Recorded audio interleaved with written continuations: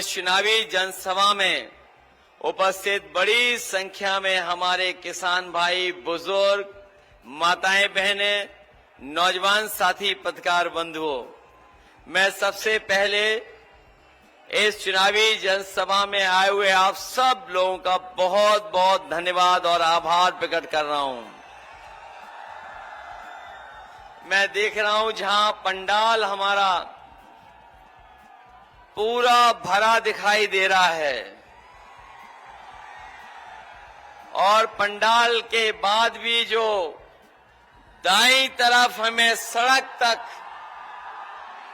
केवल सर दिखाई दे रहे हैं और ऐसा लग रहा है कि जो बगल की सड़क चल नहीं पा रही है, बस जहां खड़ी है वो खड़ी दिखाई दे रही है।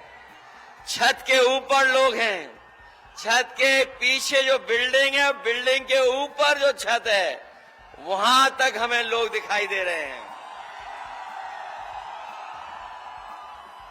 इधर पूरी बाउंड्री भरी है।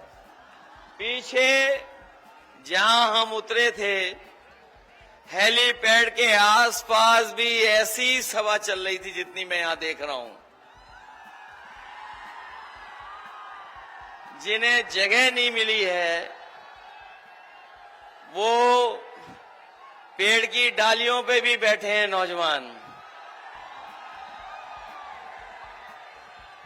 और इस बार तो ऐसा लग रहा है कि जब से चुनाव पूर्वांचल की धरती पर आया है, ये 6वें और 7वें चरण में पूर्वांचल के लोग भारतीय जनता पार्टी का पूरा सफाया करने जा रहे हैं। अभी तक जो चुनाव हुए उनमें मैं ये कहता था कि जो चुनाव चल रहा है उसमें सभी सीटें हम लोग जीत रहे हैं।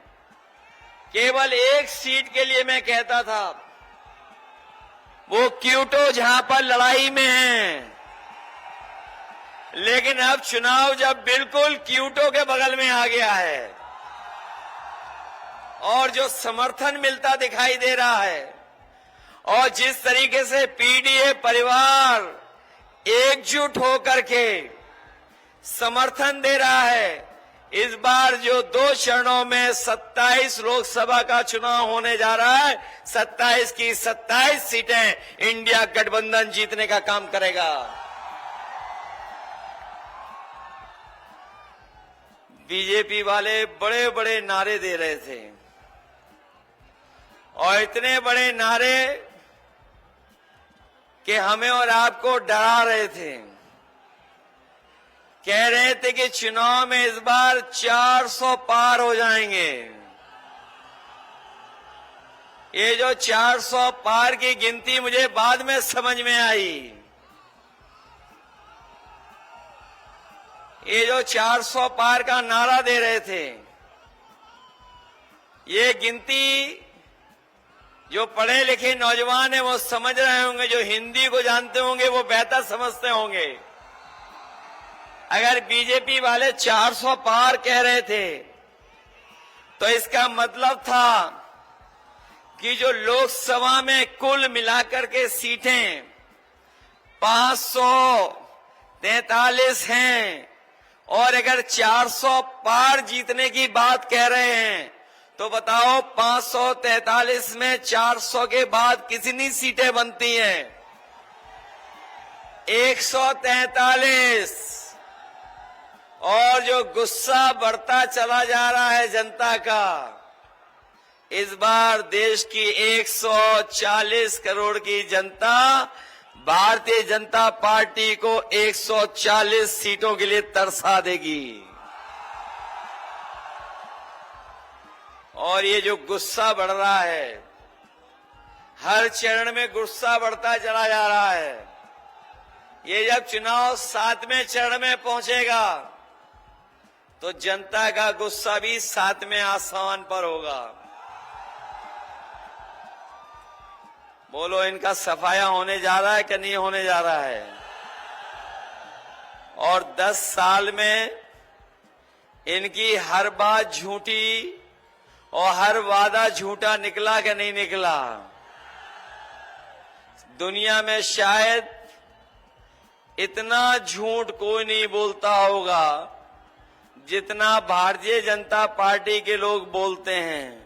और सच्चाई ये है कि ब्रह्मांड की सबसे झूठी पार्टी अगर कोई है तो वो भारतीय जनता पार्टी है। वैसे तो सब लोग जानते हैं कि इन्होंने ये कहा था कि किसानों की आय दोगुनी कर देंगे।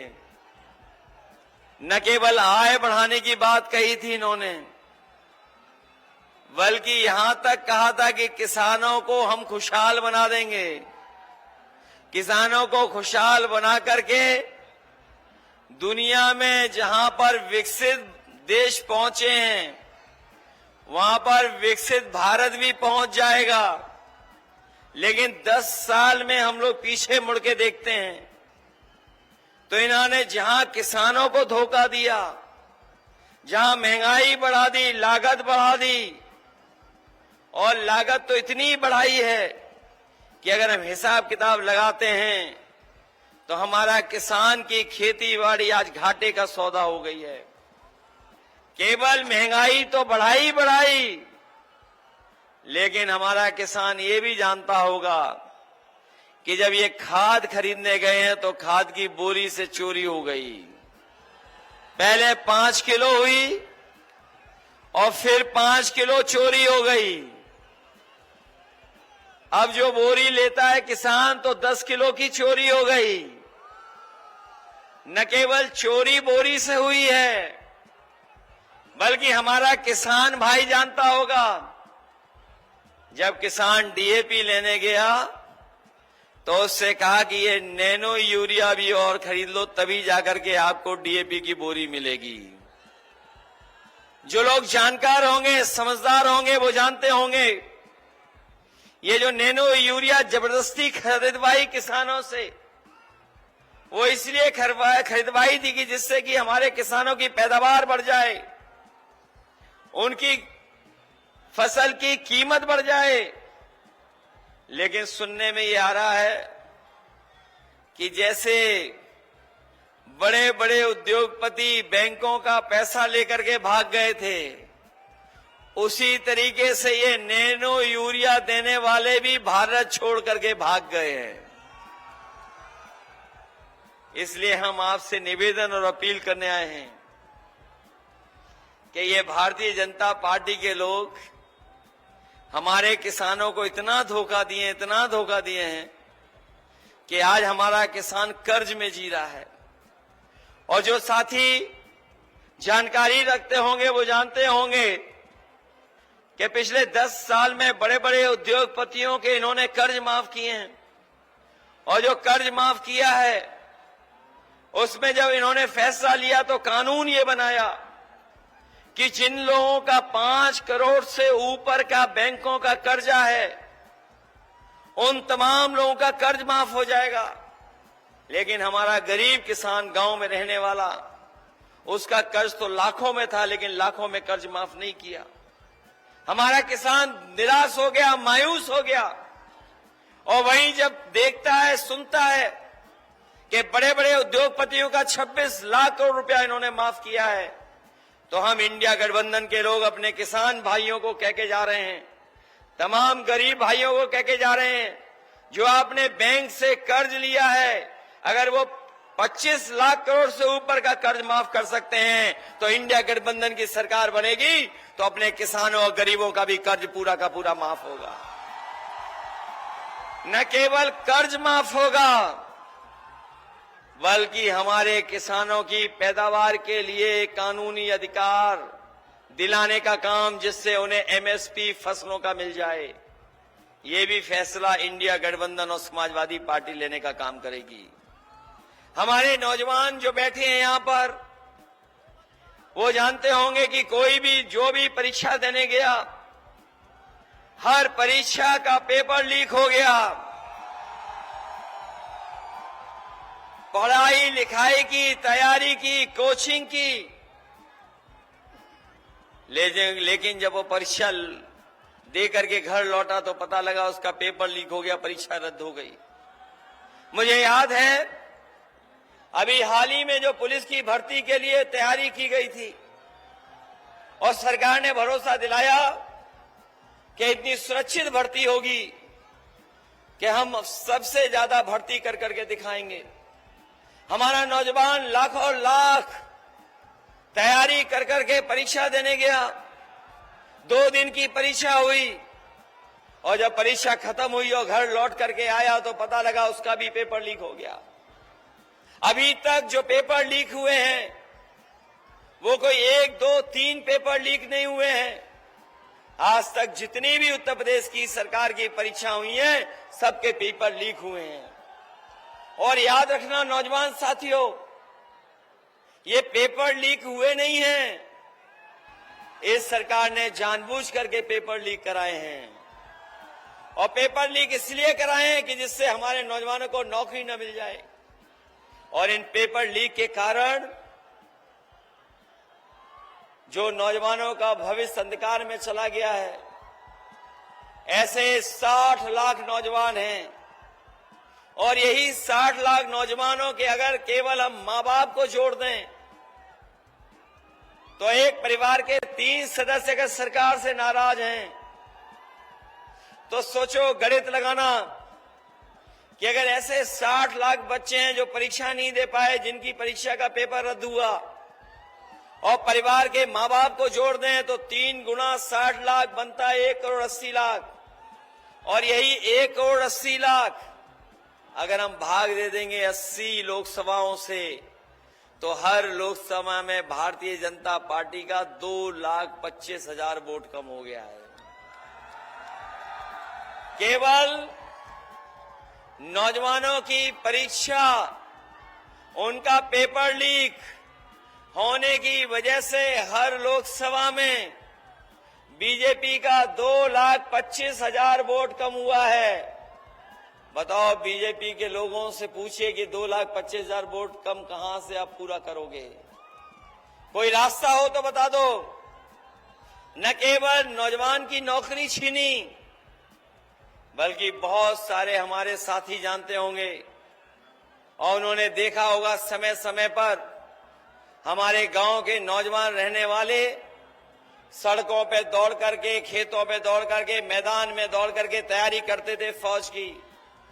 और वो सोचते थे कि अगर हम तैयारी कर लेंगे तो हमें पक्की वर्दी पहनने को मिल जाएगी, फौज की नौकरी मिल जाएगी।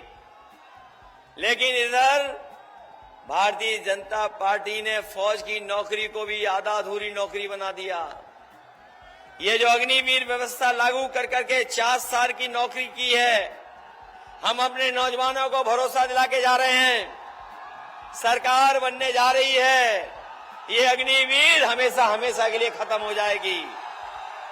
जैसे पहले नौकरी मिलती थी, पक्की वर्दी और पक्की नौकरी देने का काम भी आने वाले समय में इंडिया गठबंधन सरकार में होगा। न केवल अग्निवीर व्यवस्था खत्म होगी, बल्कि 30 लाख सरकार की नौकरियां खाली हैं जो सरकार ने नहीं भरी। वो इसलिए नहीं भरी कि नौकरी मिल जाएगी नौजवानों को। हम अपने नौजवानों से कह के जा रहे हैं कि सरकार की 30 लाख नौकरियों को आरक्षण का लागू कर करके अपने नौजवानों को वो नौकरी भी देने का काम होगा। इसलिए मदद करो, सहयोग करो, और इतना सहयोग करो, इतनी मदद करो कि भारतीय जनता पार्टी के लोगों की जमानतें जब्त हो जाएं।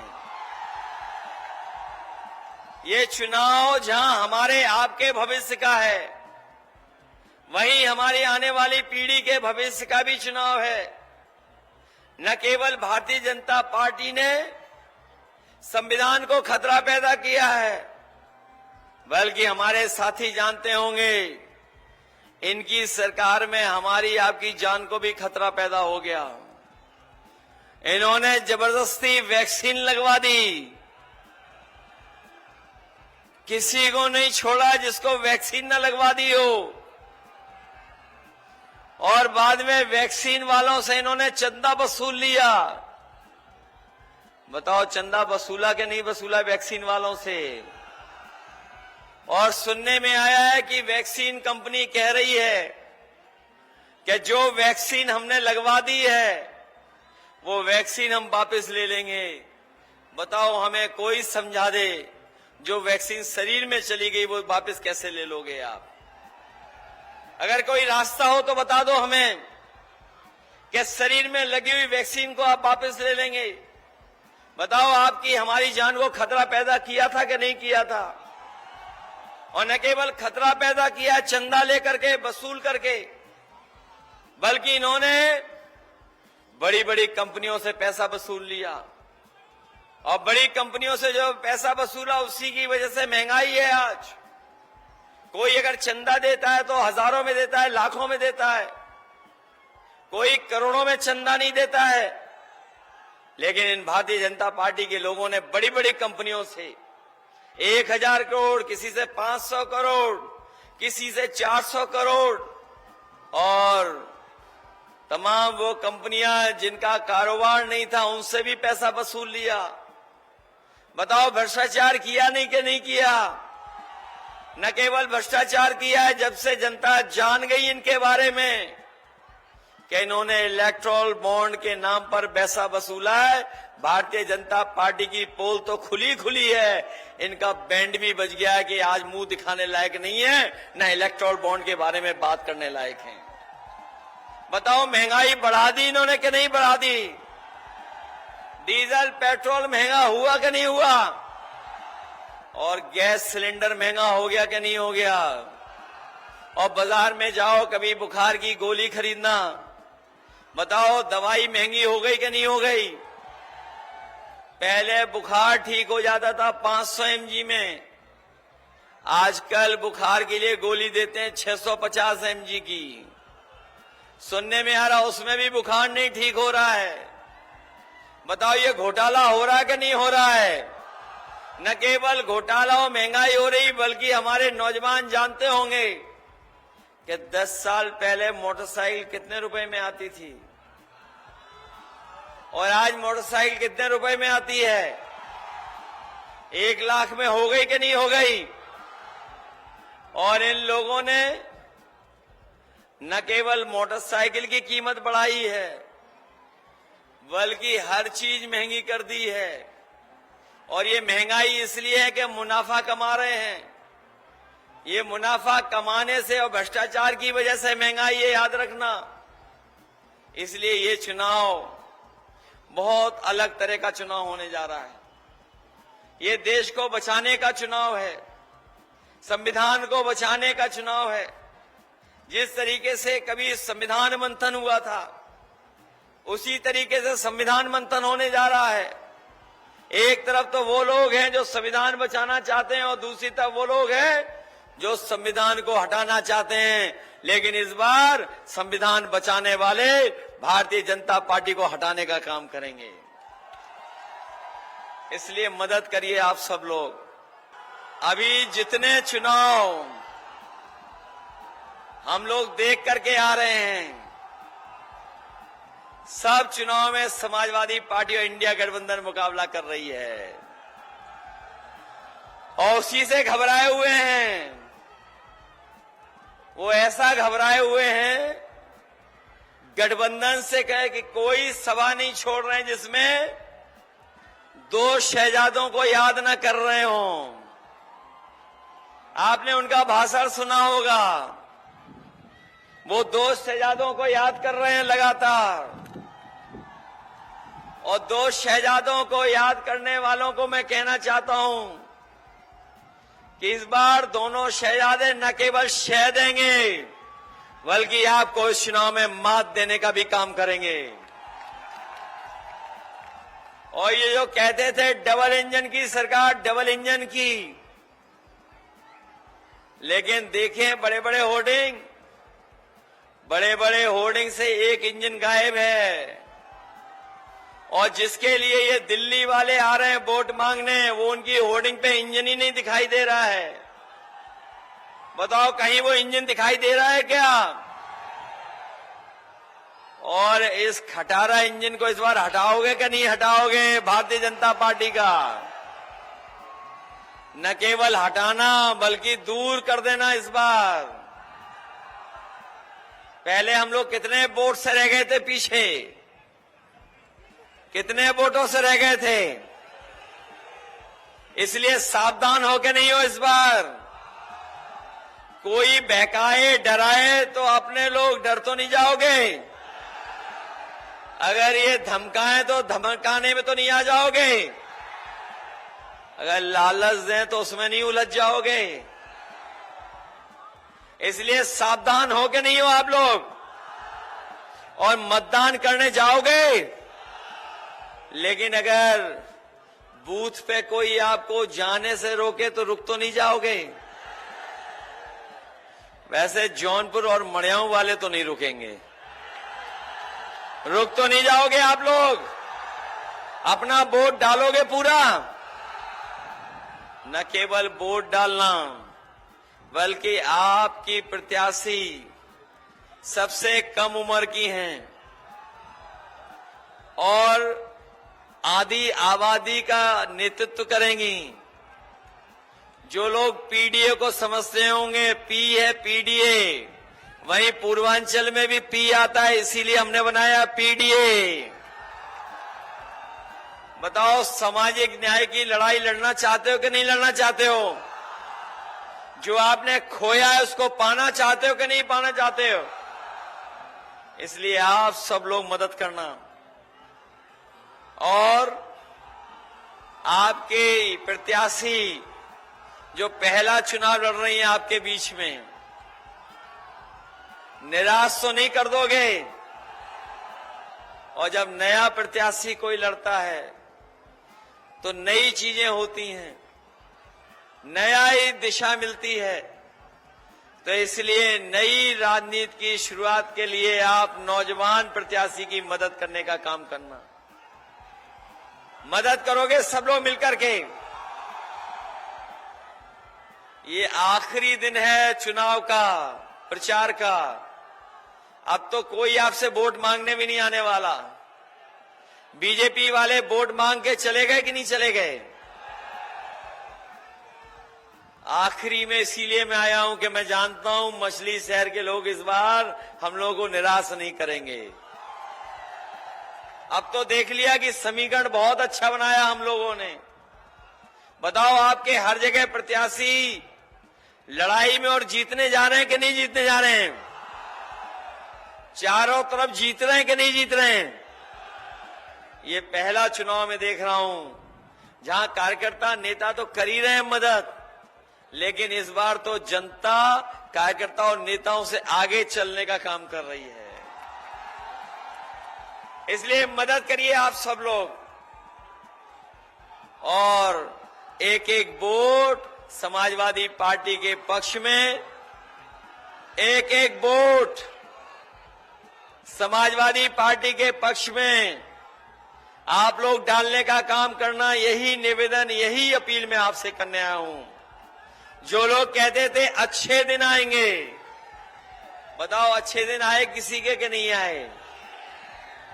न अच्छे दिन आए, न किसी के अकाउंट में कुछ आया। लेकिन मैं भरोसा दिलाता हूं कि 4 तारीख को जब जीतेंगे तो कम से कम खुशियों के दिन आएंगे और हमें वो आपको जौनपुर की इमरती खाने को मिलेगी। और 4 जून को जब सरकार बनेगी तो न केवल मंत्रिमंडल बदलेगा बल्कि मीडिया मंडल भी बदल जाएगा। बताओ, मीडिया मंडल बदलवाना चाहते हो कि नहीं बदलवाना चाहते हो? इसलिए सब लोग, मैं जानता हूं बहुत दिनों से आपने लोगों की मन की बात सुनी होगी। ये जो मन की बात सुनाने वाले हैं, जो आत्मतुष्टीकरण के लिए कुछ भी कह सकते हैं, वो इंडिया गठबंधन से घबराए हुए हैं।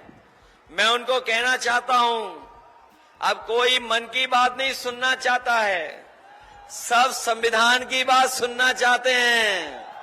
संविधान के रास्ते चलना चाहते हैं, क्योंकि यही संविधान जिसके लिए बचाने के लिए हम सब लड़ रहे हैं, यही संविधान हमें अधिकार दिलाता है, यही संविधान हमें न्याय दिलाता है, यही बाबा साहब भीमराव अम्बेडकर के संविधान हमारे आपके लिए संजीवनी है। इसलिए संविधान बचाने की लड़ाई में आप लोग चूक मत करना और प्रिया सरोज जी को एक एक वोट दे करके जिताने का काम करना।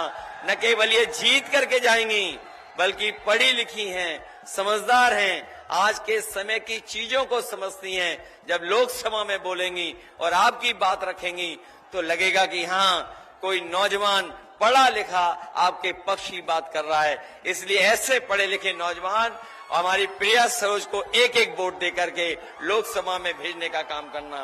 और जो हम लोग कम कम वोटों से हार गए थे, जो हम लोग विधानसभा कम वोटों से हारे थे, बताओ हारे थे कि हराए गए थे? और न केवल जौनपुर में हम लोग हराए गए थे, बल्कि पूरे उत्तर प्रदेश में हम लोग हराए गए थे। बताओ 22 से ज्यादा वोट डालोगे कि नहीं डालोगे इस बार? और फिर अगर आप वोट डालोगे, हम ये भी जानते हैं, पूर्वांचल के लोग जब स्वागत करते हैं तो स्वागत भी अच्छा करते हैं, और जब विदाई करेंगे तो बड़ी धूमधाम से विदाई भी भारतीय जनता पार्टी की करेंगे। इसलिए विदाई कर देना, जो 14 में आए थे उन्हें 24 में घर भेज देना वापस। यही मैं निवेदन करने आया हूं। और मैं देख रहा हूं थोड़ा मौसम बदल गया है।